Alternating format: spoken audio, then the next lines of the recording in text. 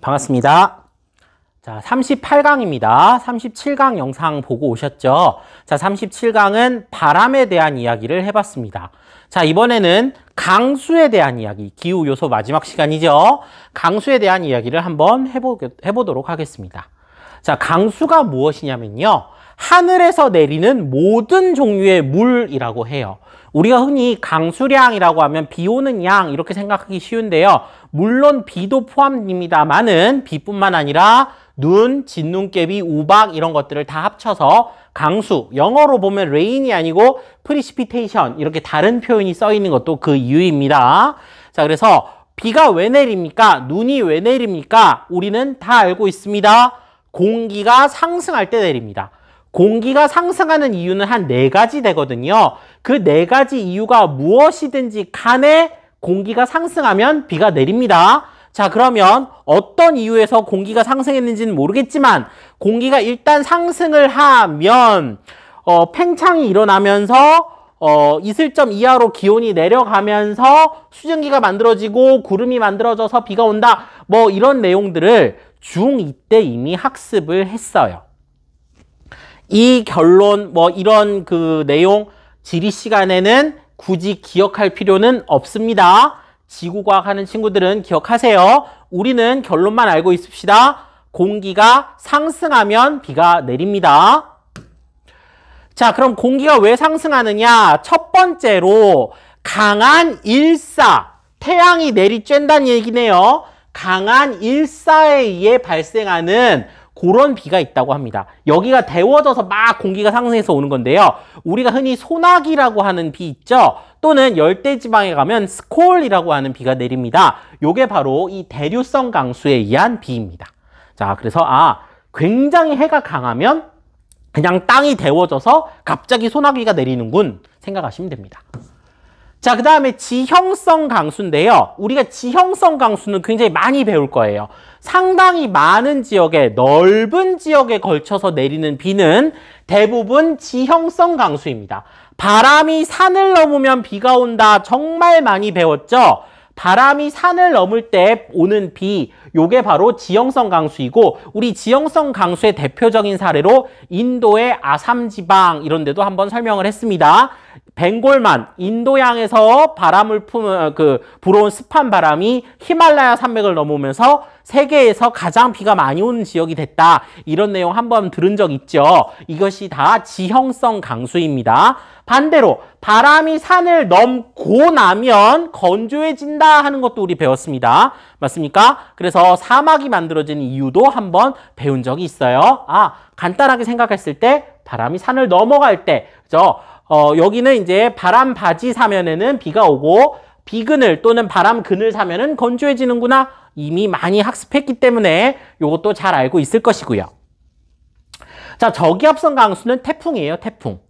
태풍, 많은 수증기를 머금은 상승 기류가 올라가면서 태풍 같은 게 만들어지는 경우, 요거는 이제 예외적인 경우니까 한번 보도록 하고, 자, 그 다음에 전선성 강수가 있는데요. 찬 공기랑 더운 공기가 짠 하고 만나면 더운 공기가 찬 공기를 타고 올라가든지 아니면 찬 공기가 더운 공기 밑으로 파고들든지 뭐 이러면서 이제 공기가 서로 성질이 다른 공기가 만났을 때 생기는 비인데요. 요것도 우리 그 한국 지리 때는 좀 중요하게 봤는데 세계 지리에서는 그렇게 강조하지는 않습니다. 국지적인 형태의 비이기 때문이죠. 지구과학에서 잘 배우시면 되겠습니다. 자, 이 4개의 비 오는 형태 중에 우리는 요 지형성 강수를 좀 유의해서 봐주시면 되겠습니다. 바람이 산을 넘으면 비가 오고 산을 넘고 나면 건조해진다. 예, 많이 강조 드린 내용이에요.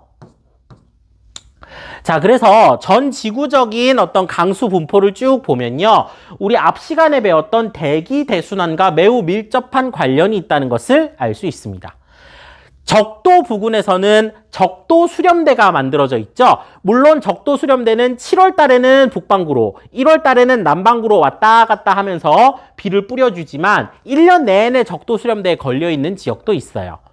또 아열대 고압대 역시 적도 수렴대가 북반구로 올라가면 그에 따라 더 밀려서 더욱 북쪽으로 올라가고 적도 수렴대가 남반구로 밀려나면 또 거기에 따라서 남쪽으로 이동하는 이런 성향이 있거든요. 자, 그래서 그렇게 좀 따져보니까 적도 부근에서는 적도 부근에서는 강수량이 더 많아요. 지금 파란색으로 이렇게 색칠된 게 물이 남는 양이거든요. 자, 그러면 적도 부근에서는 적도 수렴대의 영향으로 물이 굉장히 남는다. 강수량이 남는 반면 아열대 고압대, 그죠? 아열대 고압대에 해당되는 지역들, 여기서는 보면 물이 부족하다. 빗금친 게 물이 부족한 양이거든요. 그래서 이 지역은 증발이 더 많이 일어나기 때문에 물이 부족하다. 이런 걸 그래프를 통해서 확인할 수 있습니다. 상대적으로 고위도로 올라가면요, 증발량이 매우 적어집니다. 왜냐하면 기온이 낮으면 물도 증발이 잘 안 일어나거든요. 그래서 고위도로 갔을 때 이 물 부족 현상이 심각하게 나타나진 않는데, 반면 이렇게 위도 30도 부근에서 아열대 고압대가 나타나는 지역에서는 물 부족, 건조 기후가 나타난다 하는 거 알아두시면 되겠네요. 자, 그러면 비가 많이 오는 곳과 적게 오는 곳을 구분해서 한번 알아보도록 하겠습니다. 적도 수렴대 비 많이 온다는 얘기는 계속했습니다. 무역풍이 만나 상승기류가 발생해서 저기압에 따라 비가 내린다. 그죠? 그 다음에 워낙 더운 지역이니까 스콜까지도 내린다. 아까 스콜은 무슨 성 강수라 그랬죠? 대류성 강수라 그랬죠? 강한 이 사이에 짧고 강한 비가 확 내리는 거, 이런 것들도 적도 수렴대에서는 관찰이 가능하다. 또 책에 따라서는 적도 수렴대를 열대 수렴대라고 표현하기도 하거든요. 열대 수렴대 써 있으면 적도 수렴대구나 하고 아시면 되겠습니다. 자, 그 다음에 ITCG 영어로는 이렇게 한다. 예, 알아두시면 되고요. 자, 그 다음에 고위도 저압대도 설명을 많이 드리진 않았습니다만 비가 많이 오는 곳이라고 했죠. 위도 60도 부근이고 상대적으로 약한 상승기류가 발생해서 비가 많이 내리기도 한다고 합니다. 이거를 고위도 저압대라고 표현하는 책도 있고요. 어떤 책에서는 한대전선이라고 표현하기도 해요.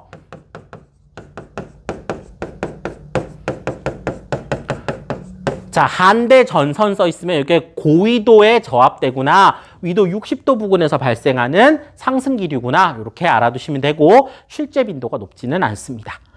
자, 그 다음에 세 번째가 바람이 산을 타보고 넘어갔을 때 바람 바지 사면에서 많은 비가 내린다 그랬죠. 그래서 인도 아삼 지방이 매우 중요하다 그랬습니다. 남서계절풍, 벵골만에서 불어오는 남서계절풍이 히말라야 산맥과 부딪히면서 엄청난 양의 비를 뿌리는, 그래서 세계에서 비가 가장 많이 오는 지역 중에 하나, 인도 아삼 지방의 그죠? 바람 바지 사면, 이런 거 얘기 많이 드렸습니다. 자, 여기까지 해서 다우지 한번 살펴봤어요. 자, 그래서 아삼 지방 여기 지금 보면은 자, 벵골만에서 습유난 그저 계절풍이 불어옵니다. 여름철에. 그런데 여기를 가로막고 있는 게 세계 최대의 산맥 히말라야 산맥이죠. 자, 요 히말라야 산맥을 바람이 넘으면서 요 아삼 지역에는 많은 비를 뿌린다 하는 얘기 여러 차례 드렸고, 예, 요게 가장 대표적인 다우지 사례입니다. 지형성 강수에 따른, 그죠?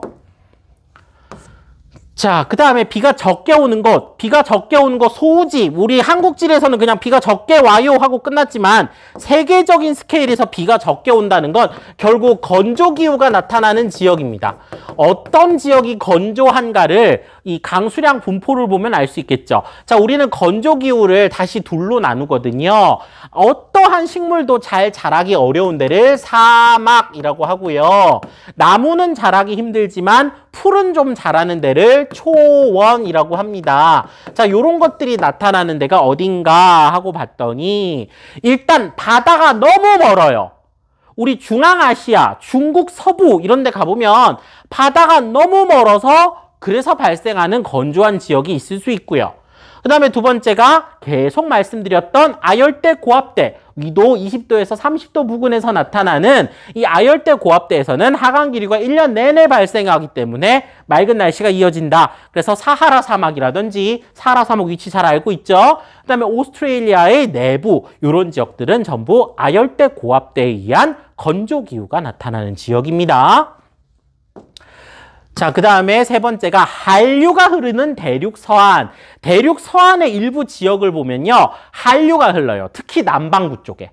자, 여기는 아주 특별한 곳이니까 꼭 외워두어야 합니다. 자, 한류가 흐르는 대륙 서안인데요. 한류로 인해서 하강기류가 발생해서 강수량이 적어요. 우리 한국 지리 때도 잠깐 떠올려 보면 여름철 한류 때문에 여름 강수량이 매우 적어서 바닷가에 있음에도 불구하고 소우지인 도시가 있었죠. 북한에 있어요. 청진이라는 곳이었잖아요. 자, 마찬가지로 전 세계적으로 보았을 때에도 한류가 1년 내내 흘러서 비가 거의 내리지 않는 곳이 있습니다. 자, 그게 남아메리카의 페루와 칠레에 걸쳐 있는 아타카마 사막과 그다음에 아프리카의 나미비아라는 나라에 있는 나미브 사막 이런 데예요. 선생님 이거 어디서 본 것 같은데요. 네, 36강에서 이미 설명드렸어요. 한류가 흐르면 난류가 흐르는 연안보다 기온도 낮고 하강기류가 발생해서 강수량도 적다 해서 사막의 사진도 보여드린 적이 있어요. 자, 남아메리카 페루나 칠레 일대의 아타카마 사막과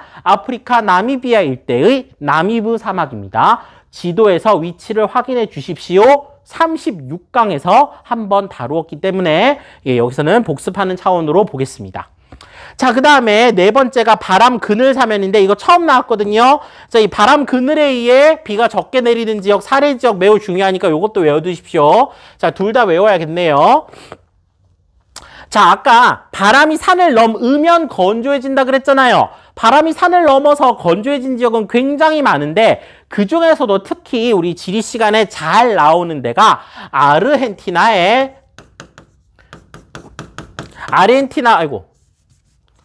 아르헨티나 남부에 파타고니아라는 지역이 있거든요. 여기에 파타고니아 사막이라고 있습니다.